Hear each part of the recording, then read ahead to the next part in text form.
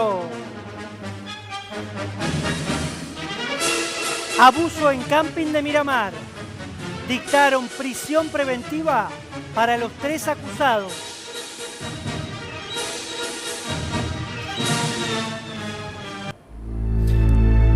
Bueno, nuestro compañero Cristian Fernández hizo justamente una nota sobre este tema.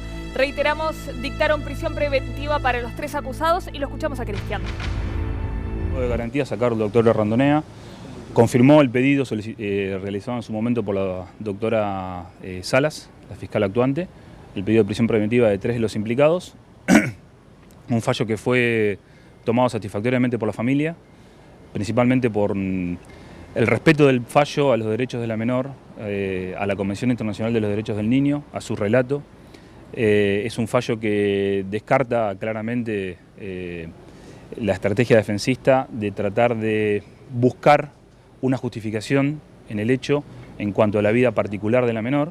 El fallo, en consonancia con la medida cautelar dictada en su momento con el doctor Randonea, lo que hace es respetar los derechos de la menor, respetar los derechos del niño, respetar el relato de la menor y sobre todo tener en cuenta la prueba colectada hasta el momento en la investigación. Sí, en consonancia con lo dispuesto oportunamente por el Tribunal de Casación Penal en los casos de abuso sexual y en consonancia a lo dispuesto por la Convención Internacional de los Derechos del Niño, se hace hincapié en el relato de la menor, en el dictamen que oportunamente expidió la psicóloga del caso en cuanto a que manifestó que no hay una contaminación en el relato, que el relato es absolutamente creíble. Ante esas circunstancias estamos ante un claro hecho de abuso y entiendo que nos encaminamos hacia un debate oral. Lo que hace este fallo es darle paz, darle tranquilidad a la familia de la víctima. Este fallo acoge esos pedidos claramente, lo que hace es tener en cuenta los derechos de la menor y tener en cuenta la normativa supraconstitucional que está dispuesta en la Convención Internacional de los Derechos del Niño y la Ley Nacional 26061. Es un fallo, a mi modo de ver, en este caso en particular, en un caso de abuso, ejemplar, que le da mucha paz a la familia. Bueno, bien, le agradecemos a Cristian, a nuestro compañero, y lo estábamos escuchando junto al doctor Maximiliano Orsini, que es el abogado de la familia. Y vamos a hablar de Mi Pobre Abuelito. No es una precuela de la película Mi Pobre Angelito, Nada que ver. No es una película de humor, sino más bien, te diría, Luis, de terror o de preocupación. Exactamente, tiene que ver con algo que va, digamos, choca de plano, de frente, como quieras, con la Constitución Nacional, por aquello de la independencia dictada en Tucumán y demás. ¿A qué me refiero? El destino de los jubilados se conoció a través de BAE Negocios y la opinión de varios especialistas respecto de que el Fondo Monetario viene, una vez más, por cuentas claras. ¿Qué se refiere esto? Aumentar la edad jubilatoria, una intención que Cambiemos ya tenía desde 2015, y la siguiente es reducir un poco más, si hace falta, el ingreso mínimo. Claudia Sorotsky es abogada previsional experta. Tenemos para consultarla porque, digamos, allí entre bambalinas estábamos charlando que esto no es una historia nueva, viene antes de los 90 y de alguna manera juega con el sentimiento de muchos jubilados y de otros que están cerca de llegar a esa situación de vida.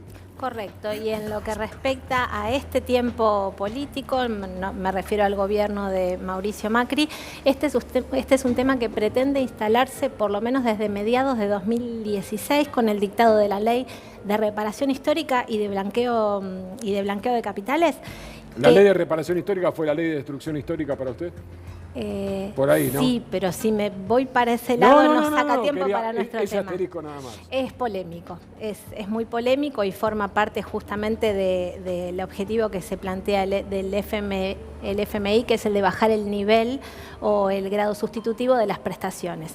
Volviendo a lo que te comentaba Luis del 2016, en esta ley que se crea la reparación histórica y el blanqueo, también se crea un comité de sustentabilidad previsional que tiene como objetivo crear un proyecto de reforma previsional.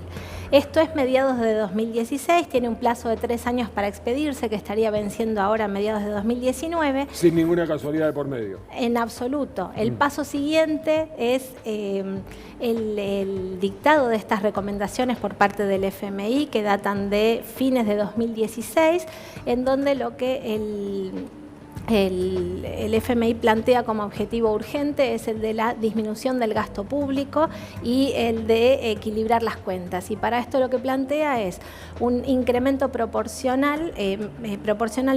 paulatino de la edad jubilatoria y especialmente de la mujer. Ahí permítame un asterisco. Dale. Y esto ni siquiera es un paper original y que lo hicieron pensando en la Argentina. Es un paper global que Claro. circula para países que están en este estado, en esta situación, sobre todo de ser deudores del Fondo Monetario. En donde los países soberanos lo permiten, el FMI ingresa, analiza y opina. Y entonces opina que hay que reducir el gasto, que hay que reducir, ajustar la movilidad de las prestaciones a través de la inflación, que hay que tratar de reducir la sustitución del haber de pasividad con relación al haber de la actividad y que hay que tratar de posponer el momento jubilatorio. Todo esto en aras de equilibrar las cuentas. Lo que pasa es que no es un tema que pueda resolverse a través de la voluntad económica de un Estado y mucho menos sindicada por un organismo internacional. Este es un tema muy delicado, muy sensible, con un impacto social tremendo que necesariamente debe discutirse y deliberarse por toda la sociedad y específicamente con tiempo y en el seno del Congreso y dando intervención a todos los espacios. Los que trabajamos en diarios económicos generalmente tenemos que hacer diferentes cursos para interpretar fenómenos tan complejos. Sí. En la mayoría de los estudios se dice, no alcanza la cantidad de gente activa, o sea, trabajando, para mantener a los jubilados. Esto es mito, realidad. Sé que es una arista económica, pero digamos, ¿se debería contemplar de otra manera o es una chicana? Bien, hace mucho que está muy mal esa relación entre activos y pasivos y eso no necesariamente tiene que ser un problema, porque así como está mal esta relación entre los aportes, las contribuciones Sí. y las erogaciones, también es cierto que esa no es la única fuente de financiación del sistema de previsión social. Exacto. Entonces lo que corresponde o lo más prolijo y lo que realmente va a llevar a la reducción del gasto público y a esa armonía o equilibrio que pretende el Fondo Monetario Internacional es pensar todo el sistema, pensar el nivel de las prestaciones, pensar la universalidad de la cobertura, es decir, a quiénes queremos cubrir y qué requisitos tienen que cumplir y de la mano de esto, ahí pensar cómo se va a financiar el sistema. Hace mucho y no necesariamente el sistema previsional se financia exclusivamente con aportes y contribuciones. No nos tenemos que escandalizar No, por y además eso. el que nos está mirando y cobra la mínima llega a 10.000 pesos y algo más en marzo. Así es.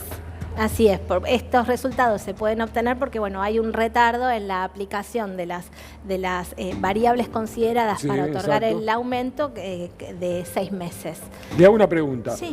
No faltará mucho, o ya quizás se están redactando las notas donde los periodistas decimos, qué lindo que es trabajar hasta los 80 años, qué digno. Digamos, ahí estamos encerrando o contando una parte de la historia que muchos de los trabajadores que están ahí no van a estar contentos de lo que decimos porque la jubilación también es un derecho. Bien, así es.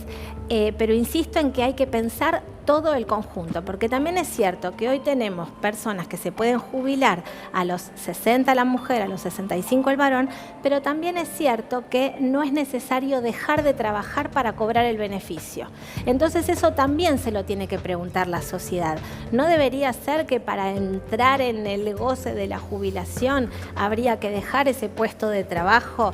Para dejar ese puesto de trabajo, ¿no será que necesito un beneficio previsional que tenga un nivel de reemplazo, de sustitución adecuado? En fin, son los temas que hay que pensar en conjunto y muy seriamente. Doctora, permítame, déjeme aprovechar a los economistas para preguntarle si cierran las cuentas hoy, si es necesario lo que quiere el gobierno, siempre y cuando, siempre teniendo en cuenta lo que piensa y lo que busca el gobierno, esto de que se extienda la edad de poder jubilarse, los recortes.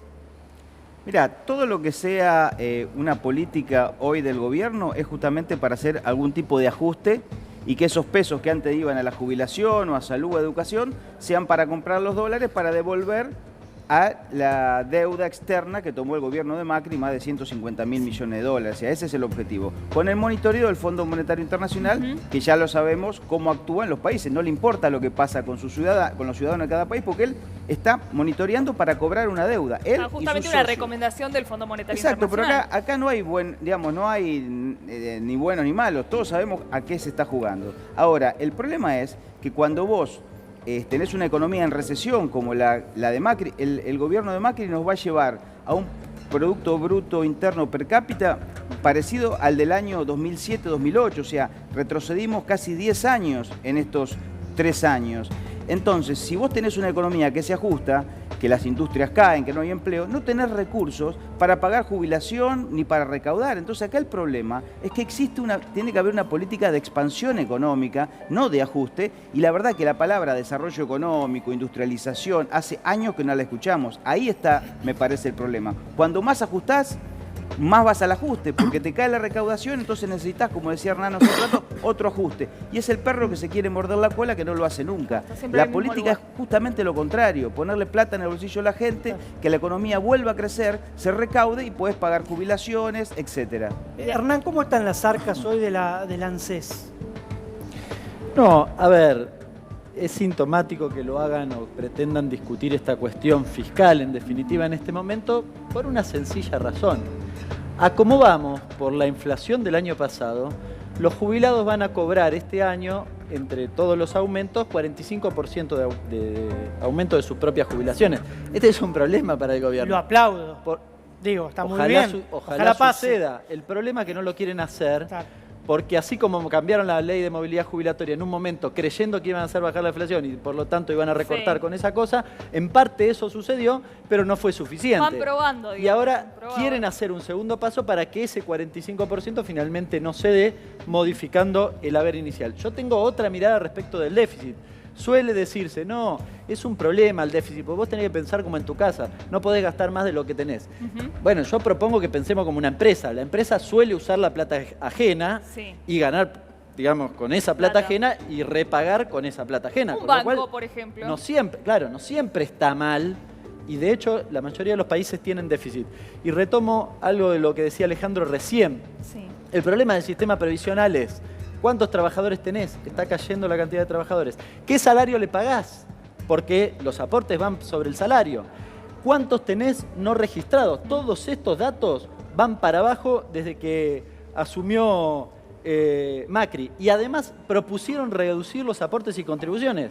Básicamente estás implosionando el sistema de seguridad social y lo que yo creo que es la frutillita del postre es que cuando pase eso dicen, bueno, no se puede resolver esto de esta forma, cada uno tiene que hacer su propio aporte. Eso es sistema previsional privado de FJP, que ya lo vivimos en la Argentina. Bien, muchas gracias. Bueno, agradecerle a la doctora Claudia Sodowsky por su tiempo y por su didáctica. Y bueno, tenemos el derecho a jubilarnos alguna vez, ¿no? Sí. Quisiera la Constitución que me cierre, dice eso. Exacto. Quisiera que me cierre en un brevísimo mensaje para el que nos está escuchando y es jubilado, está preocupado por la mínima. Lo que quisiera contarle a usted.